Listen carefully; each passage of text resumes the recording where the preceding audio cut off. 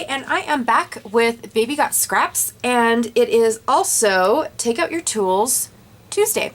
And so what I'm going to do today is a small little pocket page. It is the rest of the photos of yesterday's, cool. It is the rest of the photos of yesterday's little set of dolphin photos. And so I didn't have a whole lot to do 12 by 12 layout. Actually, I had too many photos, but when I split them up, they're just not enough for 12 by 12. So what do I have? I have some more scraps left over from some Stampin' Up! Papers that I had right here. And then I also have some Chamel Head in the Clouds scraps. And I have some 6 by 6 papers. That's not this one. That I already had as scraps, and then I have full-size 6 by 6 papers. So this is what we will be fussy cutting-ish today. And then I also had this piece. I'm not really sure exactly where I got this piece. This is the very last piece that I own. I love this stuff. It's like the foil bits are embossed. Anyways, it was a 6 by 8 or an 8.5 by 11 pad that I purchased for like gifties. I bought the pad to make gifties for a retreat, and had a couple pieces left over. I also have some more of my dolphin stickers that I would love to use, especially this one, this little fuzzy guy. I think I'm gonna use that one for sure. Maybe, I'm not sure. And then I have some Kaiser Craft little dolphins as well, and then this little ticket type thing from the Fishtails by, I think it's Photoplay. Yeah, I think so. And then I have this little card that, again, I'm not really sure if it's gonna make it on here. It kind of matches the color scheme. That's the only reason why I put it in. If it doesn't make it, it's not gonna hurt my feelers, but I have that as well. This is my page protector. It's a 4 by 6 plus a 2-inch little bookmark thing by Doodlebug. I love these page protectors, you guys. It is so unique. And I've already got my photos kind of sort of in place of how I want them to go. So I also have this piece of Close to My Heart Lagoon paper that I have had hanging out in my cut drawer, like where my cutting tools live. And it's like, why is that there? I don't know, but I've always just ignored it, and now I pulled it out. Just thought that I would do something with it. So I have some plans, I have some ideas, but what tool are we going to take out today? So I'm not sure if you guys have kind of sort of noticed, but this entire month I have been focused on the different types of scissors that the crafting world has. So very first one was French scissors, the next one was the decal edge scissors, or whatever you guys call these ones. They're just paper edgers is what Fiskars called these ones, but I think deco edge is what we've always called them. And then last week I showed that you could rough up your edges with your scissors. I don't recommend it. I recommend an edge distressor, but if this is all you have, then by all means, you know, or you just rip your paper. It depends on the look that you're going for. So so today we are going to focus on fussy cutting, and it is a huge topic that I have been reading about on Facebook and a couple other forums. And it's fussy cutting. Like, what are the rules? What, you know, how do people make it look like it's so professional? It's an illusion. I'm just gonna say that right now. It is all an illusion. And you know, like all the different scissors. Now these are bad examples, but these are the only scissors I own. To be honest, scissors. Now this one here is just for fabric. That's why it's got a little ribbon on it. So yeah, it stays in its little house until I remember I have ribbon to cut. But these honestly are the only 3 scissors I own. I use this ginormous one to cut off large pieces that overhang on my layouts. So this is definitely not a fussy cutting scissor. Plus it's about 50 years old. Yeah, don't look at that. It came from my dad. So I definitely just use it for when I want a straight edge. And then same with these ones. These ones are definitely not fussy cutting worthy. Whoa, I have paper on there. Because there's a huge gap in there. Now these are actually called shears. They're not scissors because of that gap. And what they're for is they are for cutting very, very thick material. But if you notice, when you pull the pieces apart, when you spread them apart, they do touch each other. But when you close them down, there is a huge gap in between the blades. And so it's only for cutting thicker materials is what these are for. So these are the only scissors that I have, and I fussy cut with them all the time. Now, and this is a new thing for me, sorry, I have to put, nope. If I don't put those ginormous ones back in the holder, like absolutely perfect, then it tips the whole holder over. I need a taller holder. So anywho, this is new to me as far as this little tip that I'm getting ready to tell you was you want a pair of scissors that feels comfortable in your hands. And there's all different kinds of scissors out there. I've seen the Fisker ones that have the springy thingy in the middle. And basically what it is you don't have to open it yourself. You just relax your hand and it opens it for you. So that's pretty cool. I've never tried them, so I don't know. I'm pretty comfortable with these ones. Plus I love, I actually need a new pair. I have a new pair, I just haven't opened them yet. Because I just want to use these till they fall apart. But I love the precision tip on these. And when I just want this little teeny tiny bit cut right here, that's what I go for.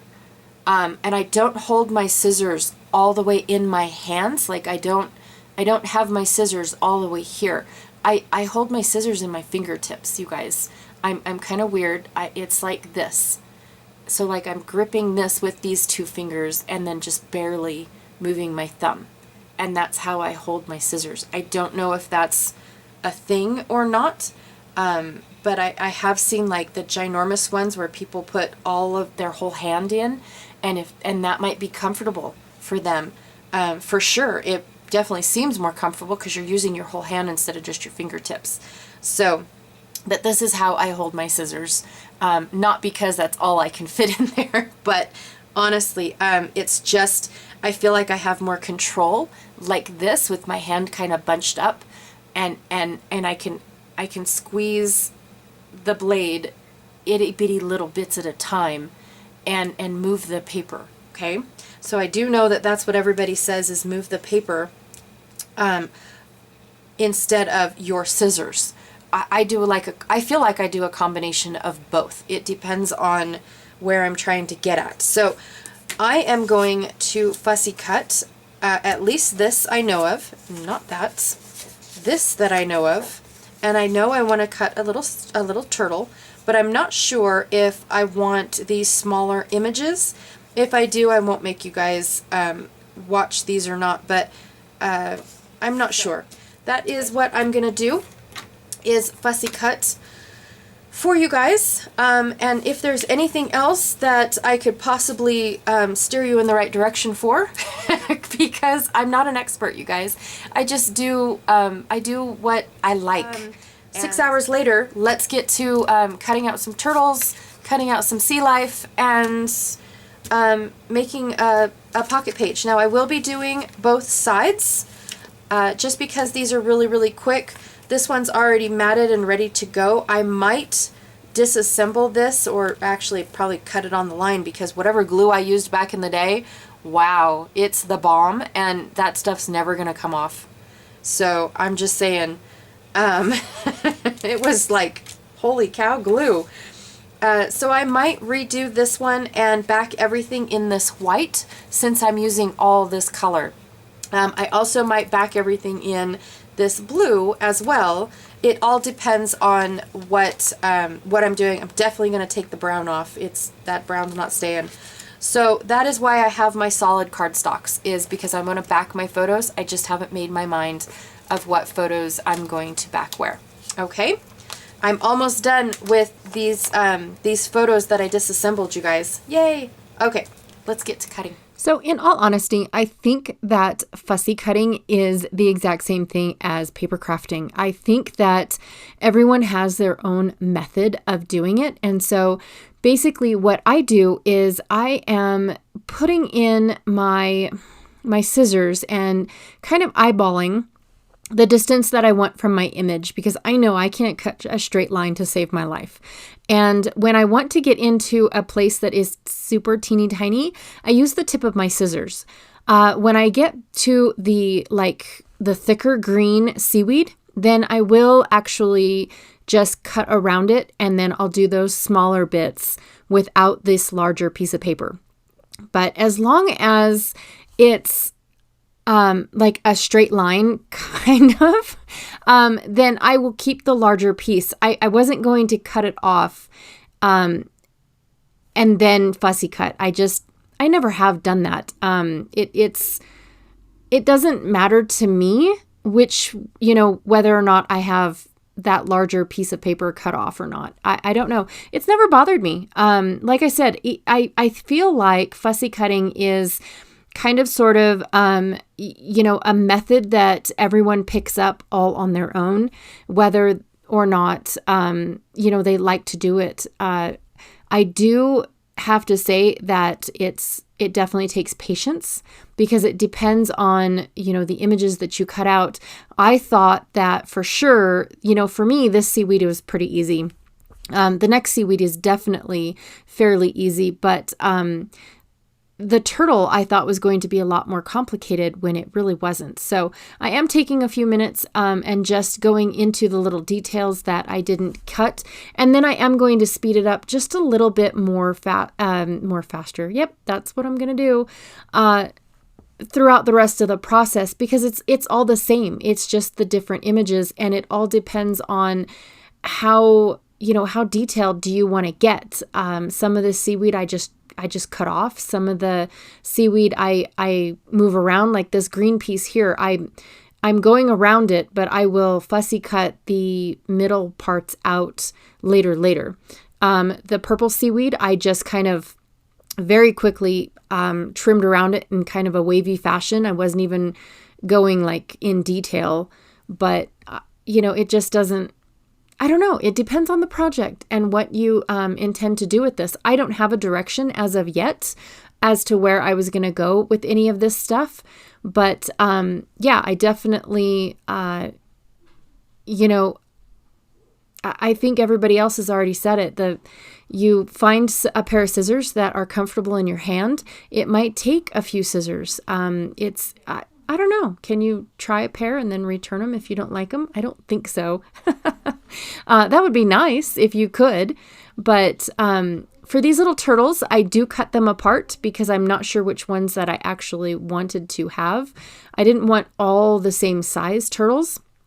And so I basically just, cut out all the ones that I wanted, and they were the easiest ones to cut around. But I am leaving a border around each of my turtles because my cuts aren't straight enough to go straight up against their shells and their little feet and stuff. So it's just not, but I use the entire portion of my blade. When I am doing fast cuts, I use the inner part of my blade, the one closest to the pivot point.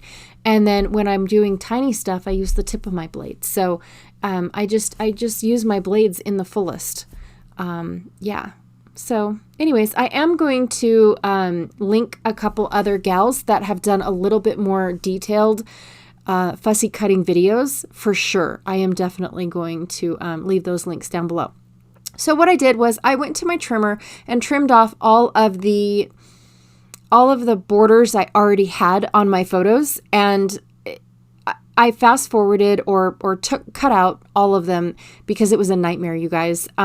trying to get all that paper away from the edge of my photo, the glue was just, it's a miracle glue. I mean, it's like, what did I use back then? I have no idea, because it really truly stuck. So my idea for this, actually the idea for that smaller seaweed was for the 2-inch, because I was going to have it like an aquarium where it's kind of going off the side of the aquarium, and I totally forgot about it and wanted to fill up this dead space that was in my photos. So that's what I did.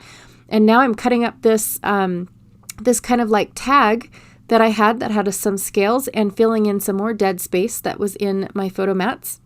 And I really like this.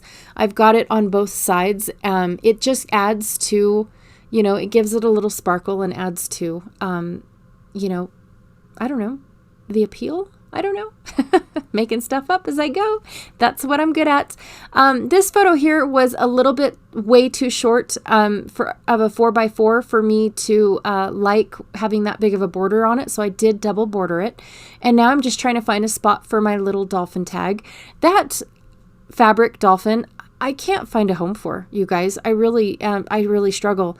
So, and then I'm going to try to figure out the other side of this card, and it's like, well, I wanted to finish it. I wanted to be done with the card, but, I can't figure out how I want it to go. And this seaweed here is so thick. And then this is where I remembered, oh, I was going to put that seaweed on the edge right here.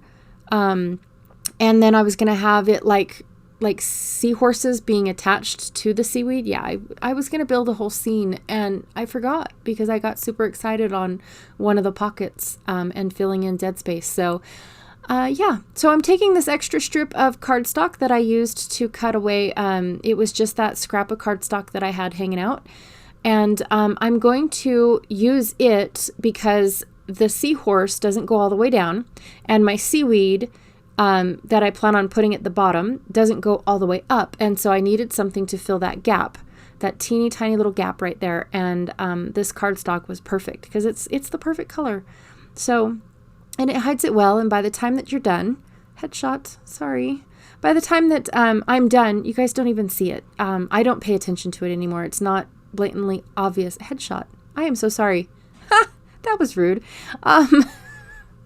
So yeah, I really liked building this scene, and now I'm trying to cover up my blank spot with the picture, and I was like, no, I don't want the picture that high. And now I'm trying to figure out what to do with the rest of my seabed. I don't want to throw it away. It's super cute.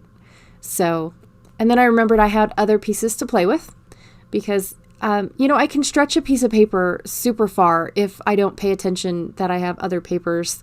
It is a curse that I have that, how many times and how many ways can you use this one piece of paper?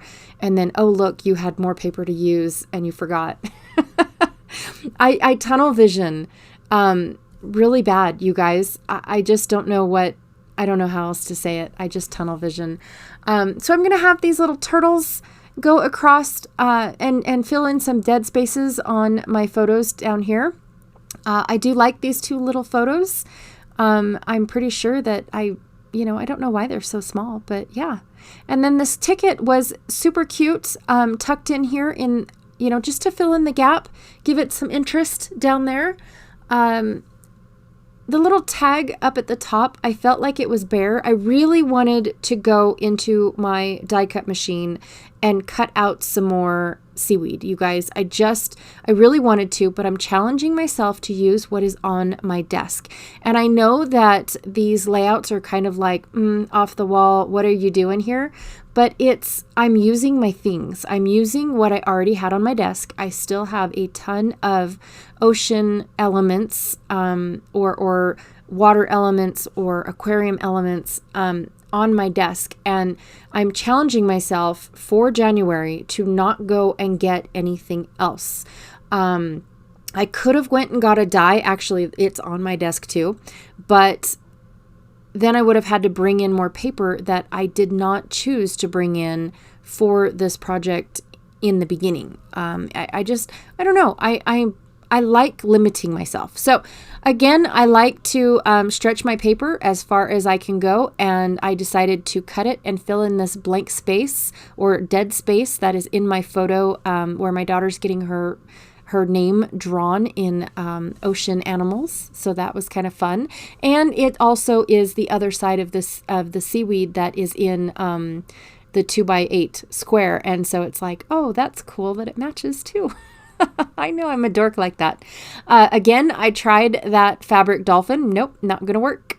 And so now I want to use this because I want to use this shell tag because for one, that's all I have. And it's like, oh, well, I could use that for sure. I just don't know how yet. And I figured out how I can use it as soon as I put my piece in my pocket, my 2x8 piece in my pocket.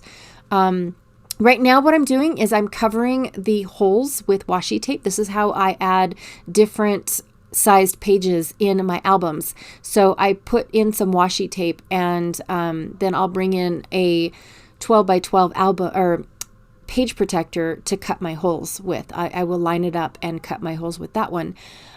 Basically what I'm doing now is I found a purpose for this little leftover tag, and my piece was too thick. So my 2x8 piece was too thick. And what I need to do is I need to build a holder for it.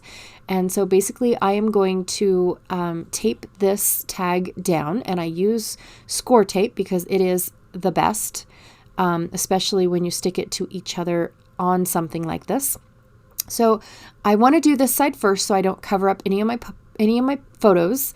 And then this side over here was bare, so it didn't really matter how much of it went on the other side. But I basically just tucked my piece in place, my 2x8 piece in place, and before gluing it down. So that way it wasn't, glued crooked, I guess. And then I used those decorative scissors that are still on my desk. Yes, they are. And I kind of made a stamp. And now I went to find out where my holes are supposed to be placed because I'm going to put this stamp on the outside. I'm actually going to do a title. This was totally not planned at all, but I decided that I was going to do a title. And at first I was going to spell out everything, the word dolphin as well. And then I realized, no, I have a dolphin. So isn't that a play on words? I'm going to do, there's my dolphin image, and then I'm going to glue the word exhibit. And I am not, I'm going to space everything out before I glue it. And I thought about that as soon as I glued that E down. I thought, oh, I better check to make sure that the word actually fits before I glue it all down. And now it is all glued down, and I wanted to do this part so I could show you guys how I glue pieces to my page protector. And it is just this white glue, but I do make sure that it is 110% dry before moving on to anything else. So that's it. This is my small little pocket pages. I love treating them as if they are their own little layouts. I know they seem a little bit crowded, but it draws your eye into each little square, like, oh, what's in here? And oh, what's in there? Things like that. I do still have a little bit of room for some sort of journaling, but this is like the umpteenth page for this project, so I don't feel like I have to journal on everything. Anyways, that is it. Thank you for joining me for Take Out Your Tools on Tuesday. I didn't do a whole lot. I did kind of fussy cut, but I will put down some videos that are way better than I am for sure. And also check out the links down below for everyone that played along with Baby Got Scraps. All right, I will check you guys tomorrow. Bye.